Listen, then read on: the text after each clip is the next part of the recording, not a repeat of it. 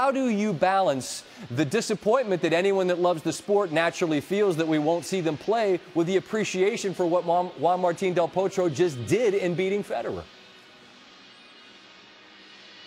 Yeah, it's a good question, but the character that he's shown throughout his career, the difficulties had, those surgeries, you feel for him. He really is a gentle giant.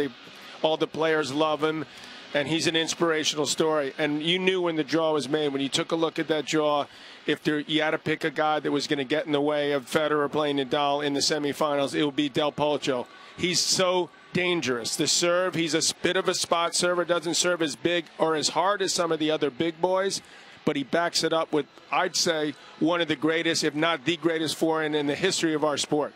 Unbelievable forehand he's got. There's a special love and affinity in New York for their champions. You would know.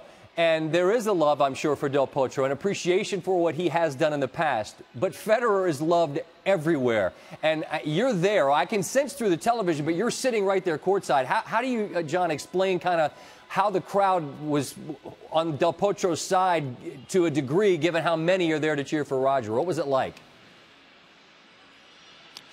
Well, this is, as we know, the biggest tennis stadium in the world, and it fits about 23,000 people. And the people in the upper deck were strongly for Del Potro. The people, the average fan, the fan that maybe can't afford to get close to the court. And that really, I think, shook Federer up a little bit, surprised him. It surprised me that he had that much support going for him. And something, I don't know what it was, but Roger seemed a little bit off physically. The spring in the legs wasn't quite there. I don't know if the back was an issue. There was something else going on. The 2-5 setters caught up to him. And, of course, the way Juan Martín played was a factor as well. But just something wasn't right with Federer tonight.